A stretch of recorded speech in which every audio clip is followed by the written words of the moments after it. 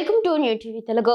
తెలంగాణ జాగృతి అధ్యక్షురాలు కల్వకుంట్ల కవిత తన సోదరుడు బీఆర్ఎస్ వర్కింగ్ ప్రెసిడెంట్ కేటీఆర్ పై విమర్శలు చేశారు. సికింద్రాబాద్ ను జిల్లాగా చేయాలని కేటీఆర్ డిమాండ్ చేసిన విషయం తెలిసిందే.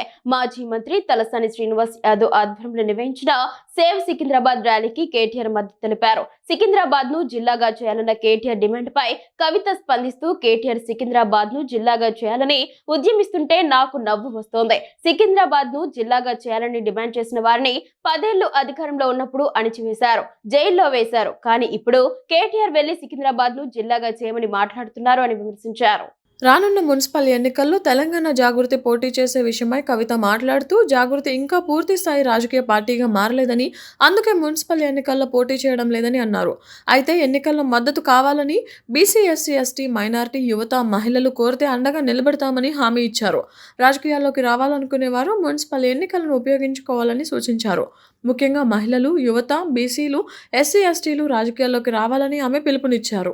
రాష్ట్ర వ్యాప్తంగా అనేక మున్సిపాలిటీస్ నుంచి మాకు ఫోన్స్ వస్తున్నాయి. వారందరికీ ఒకటే మాట చెప్తున్నాం, జనరల్ సీట్ ఉన్నా సరే వెయ్యండి.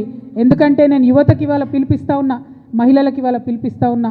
మనం రాజకీయాల్లో ఎమ్మెల్యేలుగా ఎదగాలి, ఎంపీలుగా ఎదగాలంటే గ్రామ స్థాయిలో అవకాశం ఉన్న కాడ మొదలు పెట్టండి. మీకు ఎక్స్పీరియన్స్ వస్తుంది. గెలుపు ఓటమి ఇంపార్టెంట్ కాదు. ఎలక్షన్ ప్రాసెస్ ఎట్లా ఉంటుంది, ఎలక్షనీరింగ్ ఎట్లా ఉంటుంది, ప్రజల దగ్గరికి పోయి ఓటు అడిగేటటువంటి విధానం ఎట్లా ఉంటుంది, ఇది మీకు ఒక ట్రైనింగ్ గ్రౌండ్గా, ఒక ప్రిపరేటరీ గ్రౌండ్గా పనికొస్తుంది. కాబట్టి మున్సిపల్ ఎన్నికలు సంపూర్ణంగా మీరు వాడుకోవాలని చెప్పి తెలంగాణ యువతకు, తెలంగాణ మహిళలకు, తెలంగాణ బీసీ బిడ్డలకు నేను పిలుపునిస్తూ ఉన్నాను. మాకెక్కడ వీలైతే అక్కడ మమ్మల్ని ఎవరు అప్రోచ్ అయితే వాళ్లకు మేము మద్దతు ఇస్తాం.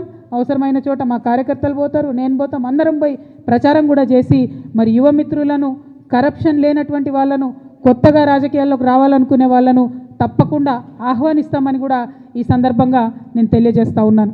అదే కాకుండా మీ అందరికీ తెలుసు, మరి ఇందాక నేను చెప్పినట్టు ఏదైతే బీసీల విషయంలో బీఆర్ఎస్, కాంగ్రెస్ కలిసి మభ్యపెడతా ఉన్నారో, నిన్న మొన్న నవ్వొచ్చింది నాకు. కేటీఆర్ గారు పోయి సికింద్రాబాద్ జిల్లా చేయాలని ఉద్యమం చేస్తున్నారు. 10 ఏళ్లలో సికింద్రాబాద్ జిల్లా చేయమని అడిగినటువంటి వాళ్ళందరినీ కూడా అణచివేసి, జైళ్లలో వేసి, విస్మరించి ఇవాళ మళ్ళా కొత్తగా పోయి సికింద్రాబాద్ జిల్లా చేయాలని కేటీఆర్ గారు మాట్లాడుతూ ఉన్నారు. నేను ఒకటే చెప్తా ఉన్నాను, రేవంత్ రెడ్డి గారు జిల్లాలు పునర్వ్యవస్థీకరణ చేస్తామని చెప్పి మాట్లాడుతున్నారు.